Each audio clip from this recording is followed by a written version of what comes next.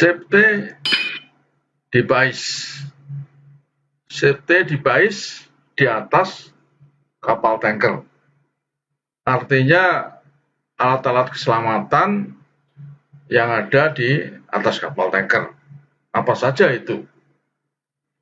Sudah pasti orang sudah banyak tahu, kalau yang sudah pengalaman di tanker, apa saja yang termasuk safety device. Walaupun dalam penyampaian saya ini mungkin masih ada 1-2 peralatan safety device ini, peralatan keselamatan keamanan ini mungkin yang belum saya sampaikan. Untuk itu saya akan mencoba menyampaikan beberapa safety device yang ada di atas kapal tanker. Sudah saya kumpulkan di sini safety device ini di atas tanker ada 11 ya, ada 11 macam yang saya akan sampaikan. Tentunya ini juga tidak termasuk safety device yang di engine room. Yang di engine room mungkin ya engineer lah yang tahu tentunya. Ya, untuk ini safety device yang umum diketahui dan dikerjakan oleh crew deck atau termasuk perwira notis, ya kira-kira itu, yaitu satu pressure vacuum valve. Katup ada tekanan lebih, ada tekanan minus, ya, yang bisa otomatis buka sendiri. Kalau tekanannya terlalu lebih tinggi, tekanan di dalam tangki dibandingkan di luar, maka katupnya akan terangkat dan buka keluar di situ. Dan selama ini memang gas di dalam tangki dibuang begitu saja ke udara, yang seharusnya menurut Marpol Annex 6 harusnya disalurkan ke saluran tersendiri. Ini untuk tekanan. Yang vakum artinya kalau terjadi tekanan di dalam lebih kecil dari tekanan di luar tangki, kalau dilanjutkan bisa kapal menjadi kempot. Oleh karena itu, katup untuk keselamatan ini akan buka sendiri sehingga udara dari luar akan masuk ke dalam tangki sehingga tangki tidak kempot. Ini yang vakumnya. Berikutnya pressure vacuum atau PP breaker, yaitu suatu peralatan sistem di mana kalau tekanan lebih, di sini sebagai seal-nya menggunakan air tawar. Jadi kalau tekanannya lebih, airnya akan dorong tekanan keluar. Kalau di dalam kempot, air ini akan terdorong masuk ke dalam tangki sehingga tangki tidak kempot atau tangki tidak menggelembung, ya. Karena ini bahaya sekali kalau katup ini tidak ada, karena kemungkinan dengan menggunakan PP valve ini saja tidak cukup, waktu loading khususnya, maka bisa saja PP breaker harus bekerja, maka akan tekanan yang lebih itu akan keluar di dalam PP breaker. Oleh karena itu ada katup yang harus selalu dibuka dan dikunci, jangan tertutup. Sehingga pernah terjadi kasus ada katup yang mestinya harus ada saluran ke PP breaker ditutup sehingga akhirnya kapal waktu loading menggelembung. Itu nanti ya kita kasih tunjuk contoh alat-alat ini. Berikutnya vapor emission control system, yaitu suatu manifold yang harus disambungkan dengan selang atau loading ram ke darat. Jadi sebenarnya PP valve ini nggak bisa harus dibuang ke udara luar karena menyalahi Annex 6 daripada Marpol, mencemari udara, ya. Maka harusnya ini ada vapor emission control system, suatu manifold yang disambung untuk membuang gas dari dalam tangki kapal ke tangki di darat. Berikutnya non-return valve, yaitu katup yang searah. Misalkan tangki akan diisi inner gas, di mana kalau tekanan tinggi tidak akan ada tekanan balik ke perangkat inner gas system. Oleh karena itu ada katup searah atau non-return valve ini. Nanti akan kita tunjukkan. Deck water seal sama juga prinsip kerjanya dengan non-return valve. Demikian rupa apabila ada tekanan balik ditahan oleh deck water seal ini. Selanjutnya nomor 6, oxygen analyzer, yaitu alat untuk menganalisa berapa kandungan oksigen dalam inner gas itu. Ya, yang diharapkan di bawah 8, ya. Tapi kalau di atas 8 akan alarm terus, ya. Untuk itu penunjukannya juga harus dikalibrasi apa benar oxygen analyzer ini indikatornya menunjukkan persentase daripada oksigen di dalam gas lembam ini. Berikutnya scrubber, yaitu alat untuk menyaring, membersihkan, dan mendinginkan gas buang dari boiler atau inner gas itu yang akan dimasukkan ke dalam tangki. Karena pada waktu masih dari boiler tentu temperaturnya ratusan derajat. Tapi masuk dalam scrubber, didinginkan, disaring dengan air yang sirkulasi, maka inner gas itu temperatur akan diharapkan 5 derajat di atas air laut. Ulangi, 5 derajat di atas temperatur air laut saja. Yang kedelapan, emergency shutdown, yaitu tombol untuk menyetop pembongkaran, untuk menyetop pompa apabila terjadi kebakaran baik di kapal sendiri maupun kapal lain. Emergency shutdown ini ada di dekat manifold, kamar pompa, di anjungan, maupun di cargo control room. Paling tidak ada 4 tempat itu.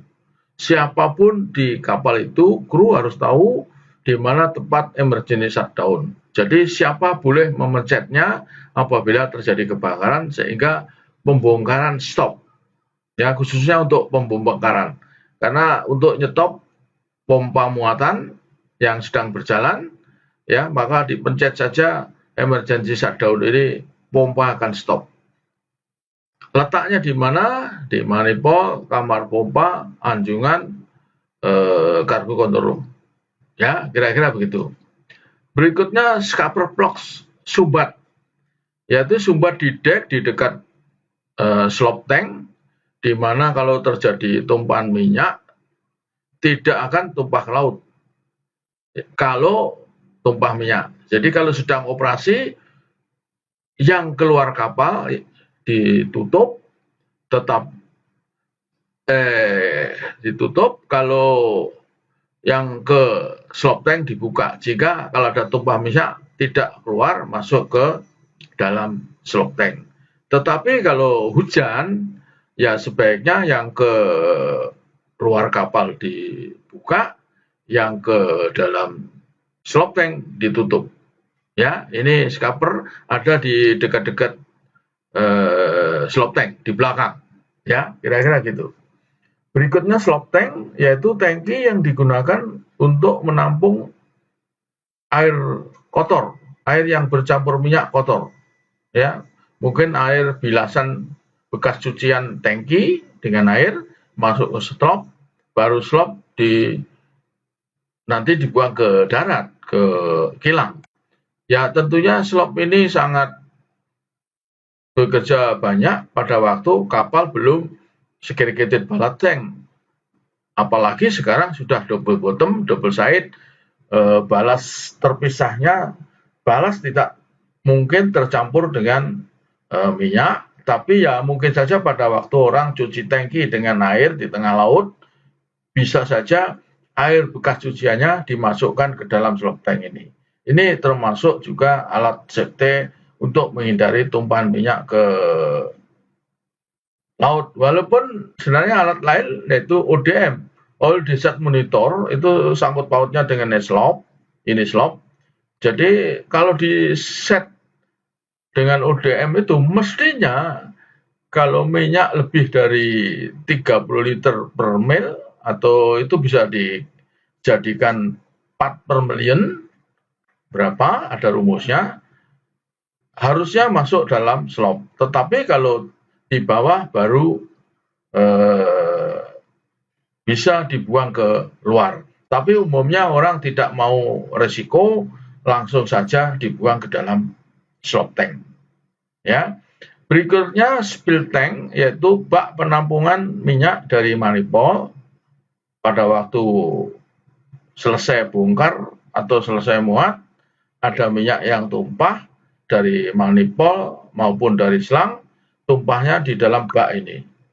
Bak ini ada sambungannya, pipanya, ada seratnya dengan katup masuk ke dalam slop tank atau ke dalam tangki. Jadi minyaknya tidak tumpah keluar kapal, bisa dibuka, ditampung ke dalam slop tank atau ke dalam tangki kapal. Ya, inilah beberapa safety device yang akan saya sampaikan satu persatu. Baiklah, saya mulai dengan kapal ini. Kapal yang sedang loading dan akan sedang buang balas, ya.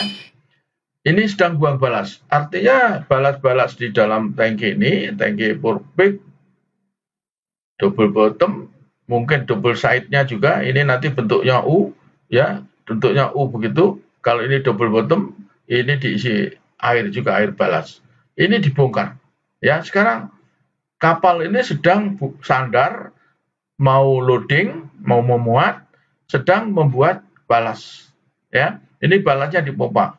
Ya, balasnya balas bersih karena balas ini tidak jadi satu tangkinya dengan tangki muatan. Tangki muatan dengan balas terpisah atau ini boleh dibilang segregated balas tank yang ditaruh di double bottom dan double side.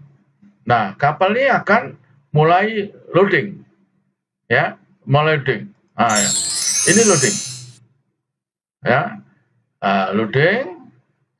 Jadi bisa loading dan deballasting bersamaan karena tangkinya terpisah, salurannya terpisah. Saluran balas dengan saluran kargo tidak sama dan letaknya juga balas itu di bawah tangki, di samping tangki, di purpik dan di afterpik.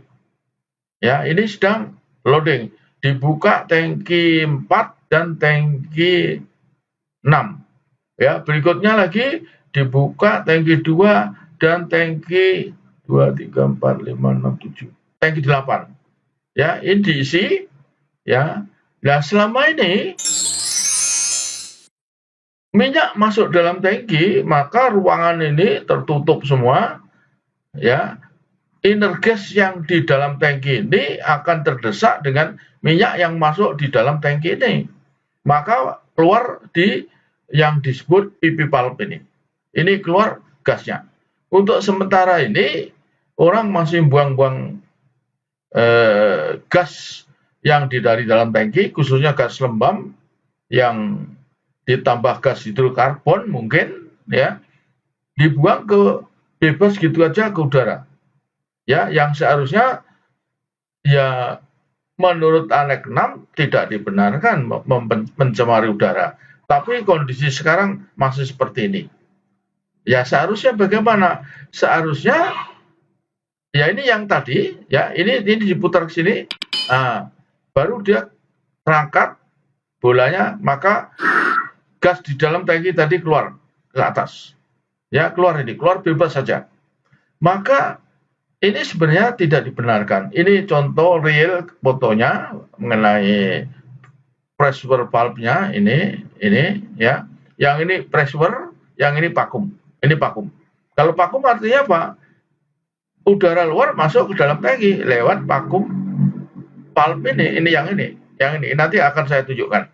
Saya akan balik lagi bahwa gas ini tidak boleh sebenarnya dibuang-buang aja ke udara begini. Harusnya ditampung di darat, gas ini dialirkan melalui suatu manifold, ya seperti ini manifoldnya, ini manifold, ini disambung dengan loading arm atau selang ke darat. Tapi apakah sekarang sudah berjalan. Kalau di kapal nampaknya sudah dilengkapi dengan manifold ini. Ini contohnya, warnanya pun kuning dengan strip merah yang ini. Ya, kuning, stripnya merah ini. Nah, kalau di kapal ini di kapal sudah dipasang seperti ini. Nanti kapal ini sandar, loading, sambung selang, gas di dalam tangki keluarnya sendiri. Tidak keluar seperti tadi ini, tidak keluar bebas di udara begitu.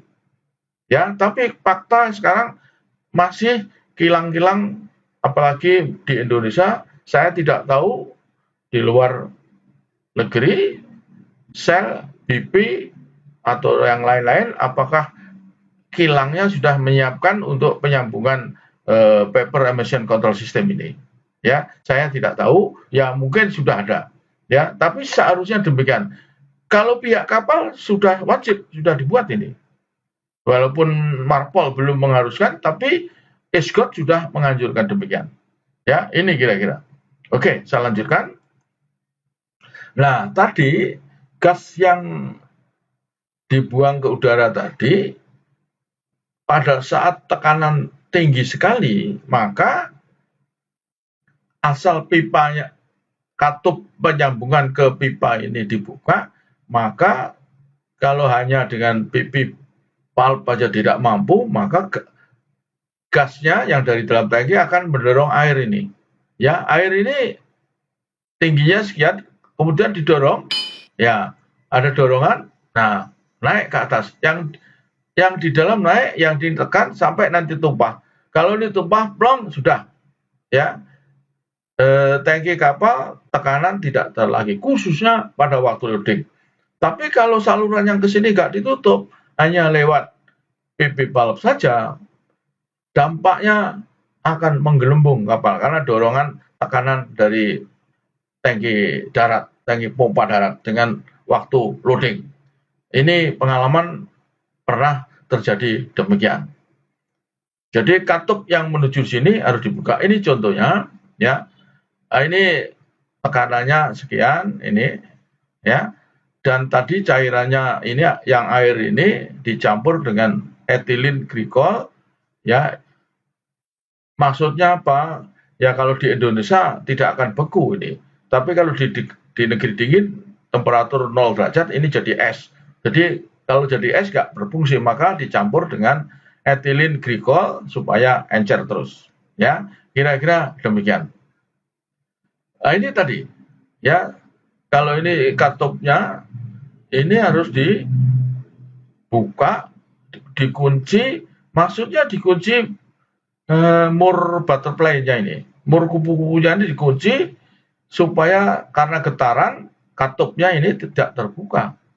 Makanya di dalam checklist disebutkan to be locked in open position.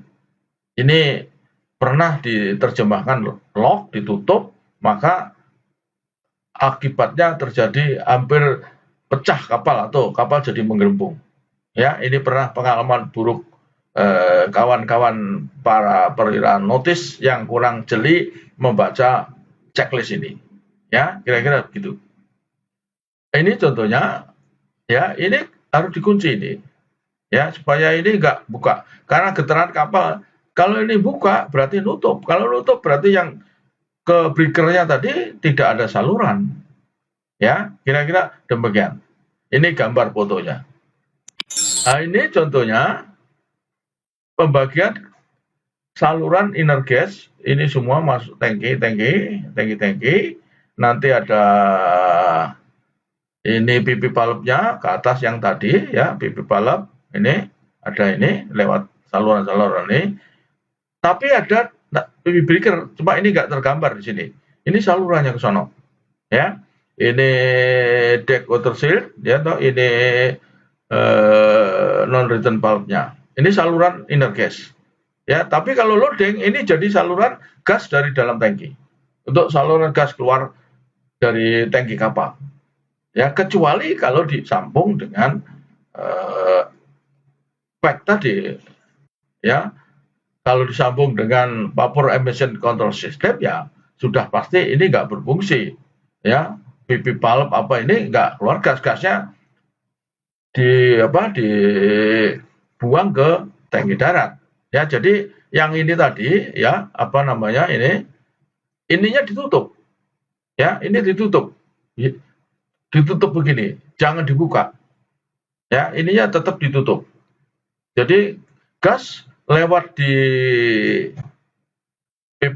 Vapor Emission Control System baru ditutup. Jadi nggak ada gas keluar sini. Gasnya nanti dibuang ke darat, ya, dibuang ke darat tadi. Kira-kira demikian. Ya, jadi ini masih lama. Kayaknya ini belum mengenal PEP atau Vapor Emission Control System. Katup tadi, apa manifold PEP, ya, kira-kira begitu. Berikutnya inner tank. Ya, inner tank ini dilakukan saat kapal ini bongkar. Kapal ini sudah bongkar di tangki 1, tangki 3, 4, 5, 6, 7, dan tangki 8. Ya, maka pembongkaran sudah jalan, maka boiler sudah dibakar, inner gas mulai dimasukkan. Ya, ini blowernya sudah menekan inner gas dari boiler, dimasukkan scrubber ke deck water seal, langsung masuk ke tangki-tangki ini. Jadi ini semua tertutup rapat. Jadi katup ini tadi pengungkit ini tadi nggak diangkat, ya, tetap nutup, ya. Karena apa? Pada waktu kapal ini minyaknya meninggalkan tangki kapal, ruangan yang ditinggalkan oleh minyak diisi dengan gas lembab. Maka tidak ada buka-buka lagi. Jadi diusahakan netral. Volume minyak yang dibongkar dengan volume inner gas yang dimasukkan dalam tangki seimbang. Ya, sehingga kalau tidak seimbang, ya tentunya ada salah satu. Ini contohnya, inner tank-nya sama dengan gas inner tank dengan discharge-nya yang sama, maka normal. Sampai selesai nanti tutup semua. Minyak habis, tangki isinya adalah gas lembab. Ya, minyaknya sudah habis, sisanya tinggal gas lembab di dalam tangki. Jadi tidak khawatir bakal terjadi peledakan ataupun kebakaran. Ya, kira-kira gitu. Kapal menuju loading port dalam kondisi inert.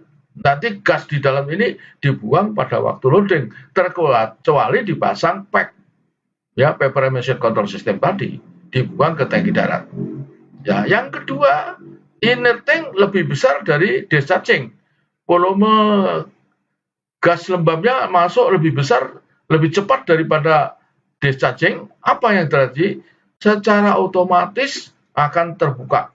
Ya, nanti ada di sini ada katup otomatisnya, di mana tekanan lebih, ya, just tekanan di set misalkan 1,8 kg. Jadi kalau lebih 1,8 kg akan ngejos, ya, akan keluar di katup itu, katup otomatis ini, ya, otomatis untuk inner gas sistemnya, ya, kira-kira gitu. Nah, kecuali kalau inner tank-nya lebih kecil dari discharging-nya kuat, inner tank-nya mungkin agak terlambat atau gimana, sehingga menyebabkan vakum. Ya, apa yang terjadi kalau misalkan discharging-nya lebih cepat daripada gas inertnya yang masuk? Ya, ada katupnya, ya, ada katupnya yang tadi, ya, ini contohnya, ya, ini jadi katup ini terangkat karena gas yang dari luar masuk, karena di dalam vakum. Tekanan udara di luar dengan tekanan udara di dalam, karena inner tank-nya lebih kecil, terlambat, lebih besar bongkarnya, maka ruangan di dalam ini vakum istilahnya, ya. Ya, pada saat itu kalau batas tertentu, ya, di bawah hampir-hampir 1 kilo mungkin ini akan terangkat katup ini. Nah, kalau di dalam vakum katup ini terangkat, udara luar masuk ke dalam tangki. Lain dengan bongkar. Kalau bongkar ini, ya, diputar. Nah, ini keluar. Tapi kalau discharging vakum yang bekerja. Ya, kalau inner tank-nya lebih lambat daripada discharging-nya, vakum valve-nya yang katup vakumnya yang bekerja. Kalau lebih besar, ini yang bekerja. Ya, kira-kira demikian kerjanya PP valve, maka ini disebut PP valve. Makanya ya, pressure and vacuum valve, ya, katup, tekan, dan vakum. Ya, kira-kira demikian. Berikutnya akan saya tunjukkan oxygen analyzer. Jadi ini adalah bagian daripada energi sistem. Ya, kalau sampel diambil dari pipa saluran gas lembab, gas inert, dari sini dimasukkan sini, masuk sini, sini masuk sini, sini, maka di sini akan ditunjukkan berapa persen kandungan oksigen. Ya, kalau di atas 8 ya akan alarm terus. Makanya nanti kalau pembakaran makin sempurna, makin kurang, maka langsung tak di bawah 8 alarm tidak bunyi lagi. Bisa dilihat di sini. Nah, untuk itu alat ini harus sering dikalibrasi. Ya, bagaimana kalibrasinya? Kalau ini katup udara segar, saya masukkan di pompa lewat sini. Di sini harus menunjukkan 20,6% daripada udara. Ya, oksigen 21 atau 20,6 lah ini. Tapi kalau ini saya tutup, ini saya buka nitrogen yang mengandung oksigen hanya 1%. Ya, ini nitrogen yang mengandung oksigen 1%. Ini katup saya buka, ini ke sono, maka di sini harus tunjukkan 1%. Ya, berarti alat ini adalah akurat. Maka lebih lanjut, ini contohnya saya akan kalibrasi alat itu tadi. Alat tadi kalau saya gambar seperti ini, ya. Ini ada 5 bagian, 1, 2, 3, 4, 5. Kalau ini saya putar ke arah 25, berarti ini adalah paling tinggi 25%. Kalau sini saya buka udara segar, ya, ini saya masukkan udara segar, jarum ini akan menunjukkan di sini. Ya, 20,6. Ya, 20,6 ya kira-kira di sini. 21 hampir. Jarum yang merah ini. Ya, yang udara segar saya tutup tadi, baru ya saya masukkan nitrogen yang mengandung oksigen 1%. Maka ini jarum ini saya pindahkan ke 5. Jadi satu strip 1, 2, 3, 4, 5. Jadi tunjukkan dari jarum ini harus 1. Karena oksigennya hanya 1%. Ya, dari botol nitrogen tadi. Maka jarum ini harus tunjukkan di sini, di sini. Kalau tidak begini berarti salah. Ya, untuk kalau nggak benar apa? Bisa di set dari sini. Ya, ini untuk udara, ya, ini untuk apa tadi? Oksigen. Ya, ini ada set-setnya. Jadi inilah cara mengkalibrasi oksigen analyzer di energi sistem. Ya, ini biasalah power dari listriknya. Ini ceklekan, ini pompa untuk ngisap udara segar masuk sini. Nah, 21% atau 2,6%. Baru kalau diisepkan nitrogen yang mengandung oksigen 1%, jarum ini karena ininya ditaruh di 5, maka dia akan menunjukkan di sini. Ya, demikianlah cara mengkalibrasi oksigen analyzer. Berarti penunjukannya adalah ini adalah suatu persyarat dalam checklist. Atau kalau ada auditor dari petting, dari Podstate control atau dari internal audit, external audit, mungkin ditanyakan apakah pernah mengalibrasi oksigen analyzer ini. Ya, tentunya ada ketentuannya, paling tidak berapa kali. Kalau menurut saya bukan waktunya berapa bulan sekali, tapi kalau sudah berapa kali dipakai, energi sistemnya harus paling tidak 5 kali dipakai untuk menjalankan inerting, maka ini harus sudah 5 kali ya harus ini pendapat pribadi saya, ya. dikalibrasi seperti ini supaya penunjukan ini benar. Ya, kira-kira gini. Karena kalau di sini menunjukkan 8%, tapi sebenarnya lebih, bisa saja terjadi peledakan. Ya, kira-kira gitu. Makanya ini hati-hati, harus betul-benar pertunjukannya benar. Oke, saya lanjutkan.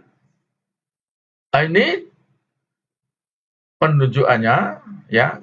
Yang jarum hijau ini yang di set, ini saya set yang pengalaman saya menjalankan Energas kemarin di kapal, kira-kira 20 sekian tahun lah, 25 tahun lebih yang lalu, ini kira-kira saya set misalkan 1,8 kilo.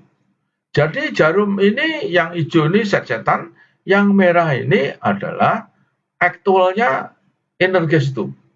Jadi kalau dia numpuk di sini, maka akan ngejos secara otomatis dibuka dengan angin katupnya, membuka katup di sini terbuka, keluarlah gasnya di sini.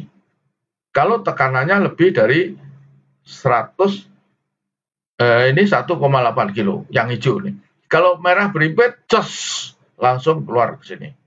Ya, kira-kira ini bekerjanya gitu.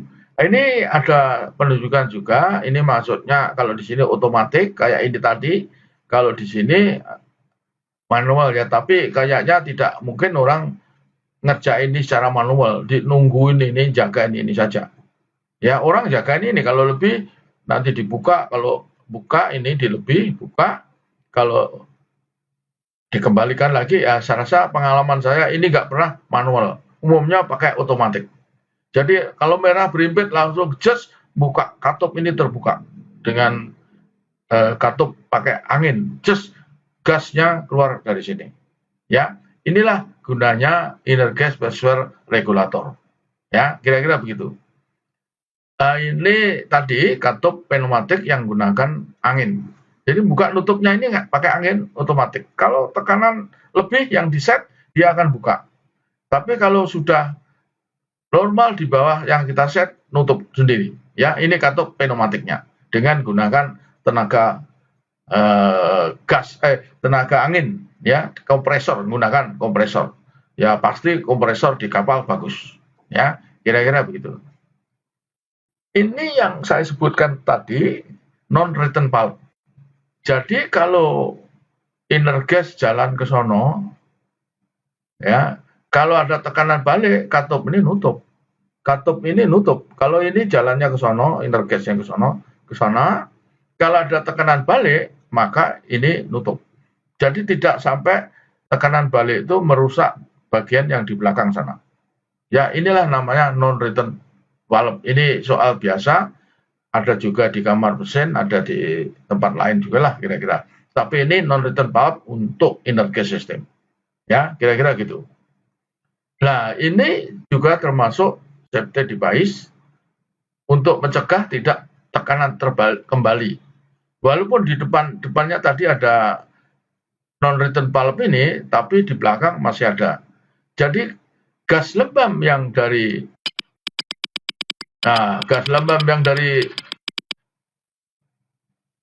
belakang dari boiler, ya, dimasukkan pipa ini masuk dalam perangkat ini. Baru di sini ini dialirkan air, gasnya masuk dalam air yang mengalir. Air ini asalnya yang ini, ya, yang hijau ini asalnya dari pompa, bisa jadi satu dengan scrubber, bisa juga yang saya alami jadi satu dengan pompa pendingin generator. Jadi air ini jalan terus, ya, pompa generator atau jadi satu dengan pompa scrubber. Jadi kalau dijalankan ya baru jalan, ya. Jadi air ini jalan terus, ini keluar sono. Airnya sirkulasi terus, gas lembab masuk dalam air, keluar dari air, baru balik. Jadi kalau ada tekanan balik, tidak mungkin gas akan ke belakang. Ya, itu. Nah, ini yang hijau muda ini dua ini adalah steam. Ini saya gambarkan steamnya. Andai kata kapal itu berada di negara yang bermusim dingin, mungkin temperatur di bawah 0 derajat, bisa saja air ini akan beku. Tapi untuk itu dikasih masuk steam di dalam sini sehingga air ini tidak beku. Jadi kalau untuk di negara tropis seperti di Indonesia atau di Asia Tenggara ini ya saya rasa steamnya ini nggak dipakai. Ya, jadi yang merah adalah gas flow, inner gas, yang ini adalah air, yang biru ini, baru yang hijau muda ini adalah steam. Jadi steamnya ini dijalankan kalau di negara dingin. Kalau di negara tropis ya tentunya tidak perlu dijalankan. Ya, inilah fungsi daripada deck water shield sebagai safety device, alat keselamatan atau keamanan di kapal yang dilengkapi dengan inner gas system.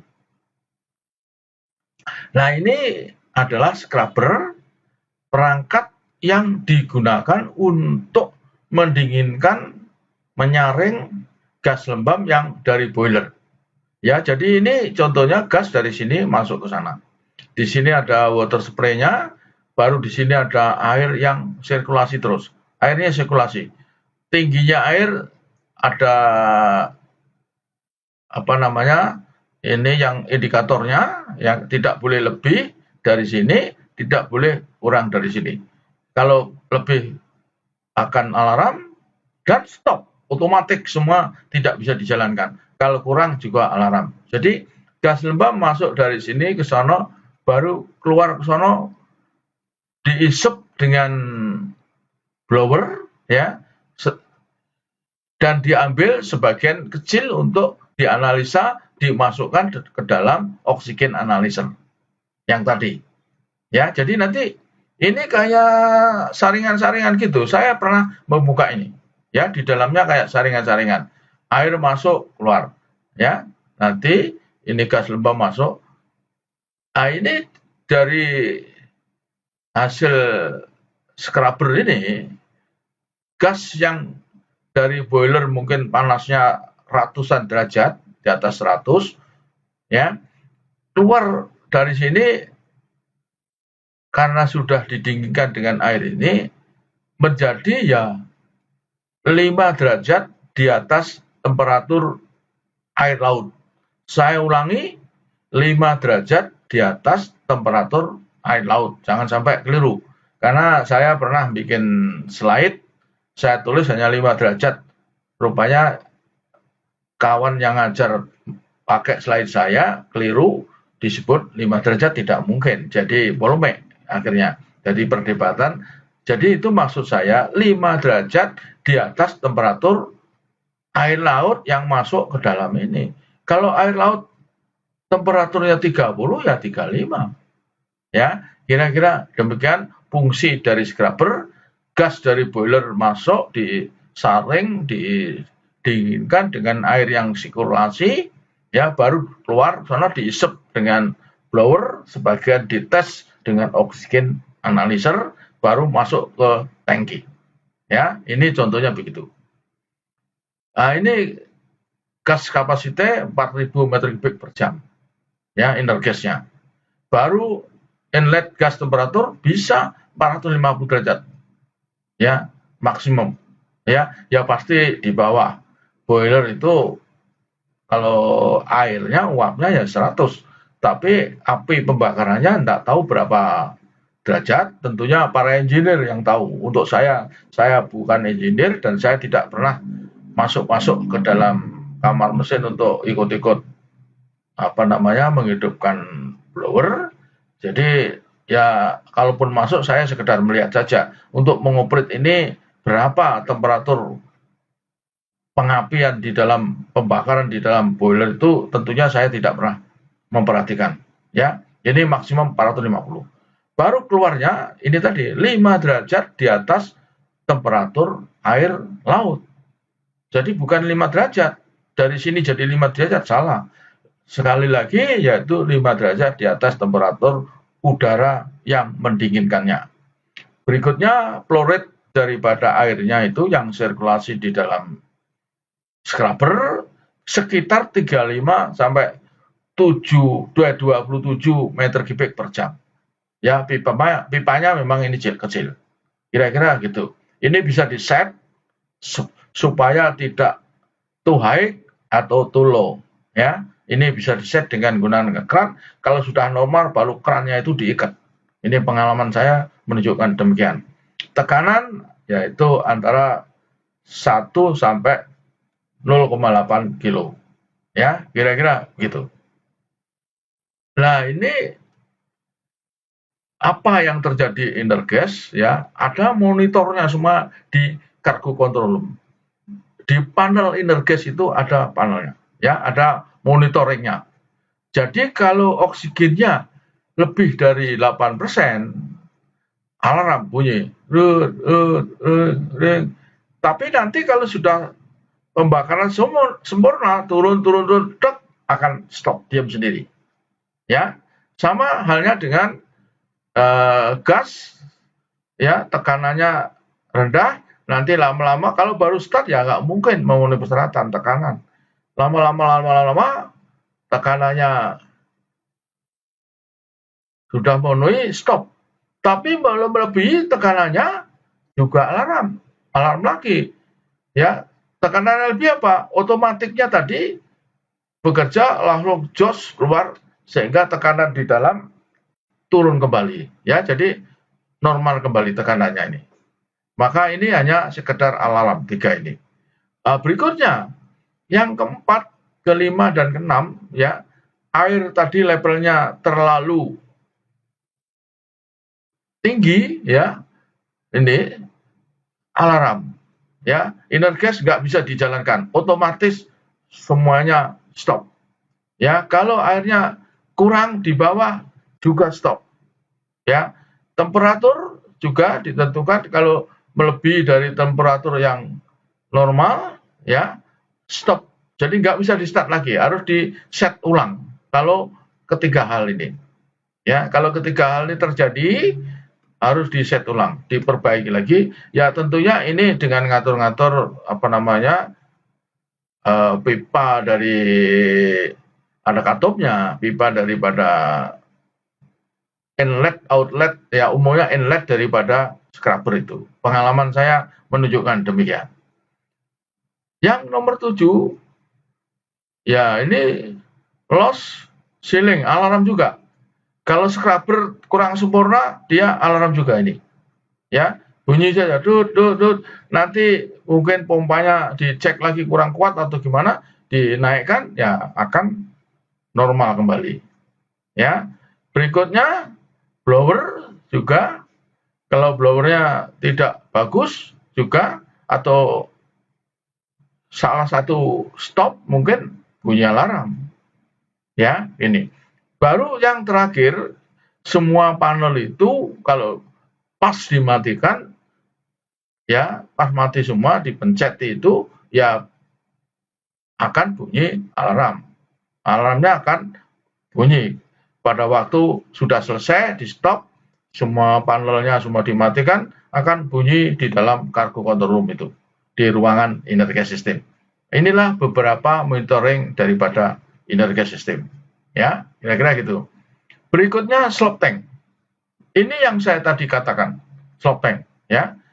Jadi kalau kapal sedang bongkar, mestinya ditutup ini. Kalau terjadi tumpahan mendadak, minyak masuk langsung ke dalam slop tank. Ini slop tank. Dari depan ke belakang masuk ke slop tank. Ya, makanya ini ditutup, ini kedap.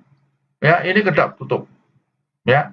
Tetapi kalau sedang bongkar tidak ada masalah apa-apa, ya tentunya apa namanya, ini dibuka supaya air hujan tidak masuk ke dalam slop tank. Makanya dibuka ini, ya. Ininya dibuka. Baru dipasang ininya. Yang di sini juga dibuka, baru ditutup. Sehingga air hujan keluar ke sini. Ke kiri kanan. Ya, ke kiri kanan dekat kamar pompa biasanya, dekat dengan slop tank situ. Jadi ini kondisinya. Tapi kalau sedang bongkar, ya yang ke slop tank dibuka, baru yang ke luar ditutup. Ya, ini yang sebelah kiri. Demikian yang kanan dibuka, yang masuk slop tank ini dibuka, baru yang ini ditutup.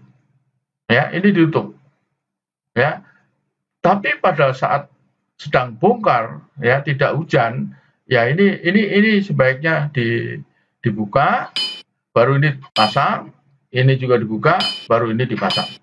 Ini waktu kapal discharging, tidak hujan, tidak apa. Tapi kalau hujan, ininya ditutup, ya, ininya dibuka. Seperti ini. Ini kondisi hujan.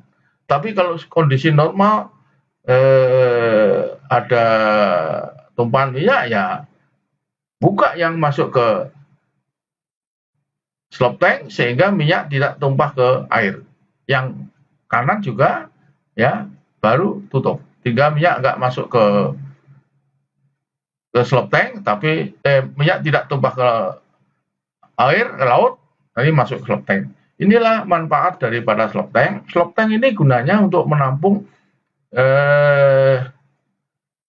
air bekas cucian dari depan. Kalau kapal itu sedang mencuci tangki dengan air, ya, baru dimasukkan slop tank ini. Ya, nanti air bekas cucian masuk sini, air di atas, minyak di atas, airnya akan di bawah. Makanya nanti kalau air di bawah bisa masuk ke sebelah kiri, baru dipompa keluar. Kalau memang ini air, ya tentunya ada ODM. Kalau lebih dari 30 liter per mil, ya masuk ke dalam slop tank lagi. Ya, tapi yang paling bagus, buanglah balas yang campur minyak ini ke slop tank tangki darat. Memang ada yang disebut load on top. Nanti kalau ini memang benar minyaknya banyak, airnya sudah habis, ada minyaknya bisa dibongkar lagi, dimasukkan ke dalam tangki kalau membawa minyak yang sama, misalkan crude. Ya, itu yang disebut load on the top. Ya, kira-kira begitu. Memindahkan minyak di slop tank ke tangki muatan. Ya, load on the top. Kira-kira gitu. Oke, selanjutnya. Nah, ini pompa kalau sedang diisap ini, ya, ini bisa dipindahkan ke tangki muatan kalau ini minyak, ya, kira-kira gitu. Nah, ya, selanjutnya inilah yang tank washing tadi. Kapal yang tank washing, ya, di tengah laut, isep air dari laut sini, disemprotkan sini, baru ini diisep dengan pompa torak ini dimasukkan slop tank ini. Ya, maksudnya slop tank ini kalau mengendap, airnya bisa dibuang ke laut, minyaknya nanti dimasukkan ke dalam tangki lagi. Load on the top namanya. Ya, tapi ya umumnya ini kalau minyak putih tidak seberapa, umumnya ini dibuang ke tangki kilang. Ya, pengalaman saya ini ya setiap sandar operator pompa atau pomen harus buang tangki slopnya bersih-bersih ke tangki darat. Ya, kira-kira gitu. Nanti chief officer yang berkomunikasi dengan loading master. Ya, kira-kira begitu. Nah, ini yang disebut spill tank tadi terakhir. Bak penampungan minyak yang tumpah dari manifold ini. Pada saat manifold ini selangnya dibuka, minyak tumpah dari sini, masuk bak di bawah ini. Ya, ini baknya. Baknya ini ada katupnya, ada pipanya, masuk ke dalam slop tank atau ke dalam tangki. Sehingga tidak luber tumpah ke dek sini. Ya, ke dek sini.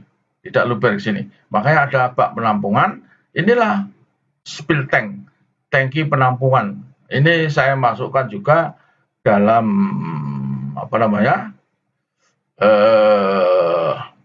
Termasuk alat keselamatan juga, ya, safety device juga. Ya, inilah beberapa safety device yang sudah dapat saya kumpulkan, khususnya safety device untuk tangki. Ya, kalau safety device untuk engine room, ya tentunya nanti engineer yang akan menyampaikan. Ya, kira-kira demikian. Dan nanti mengenai besarnya diameter pipa-pipa ini akan saya sampaikan secara khusus, tergantung daripada DWT dari kapal itu. Ini saya contoh DWT kapal 160 ke atas, ya taruhlah PLCC sampai ULCC, bunkernya 8 inci diameternya, kargonya, manifold kargonya 20. Ya, ini ketentuan dibuat oleh ESCOT, ya tentu oleh OSIM, ya Oil Company International Marine Forum, bukan dibuat oleh Marpol atau Solas. Ya, nggak ada di Solas atau di Marpol. Saya rasa cukup sampai di sini.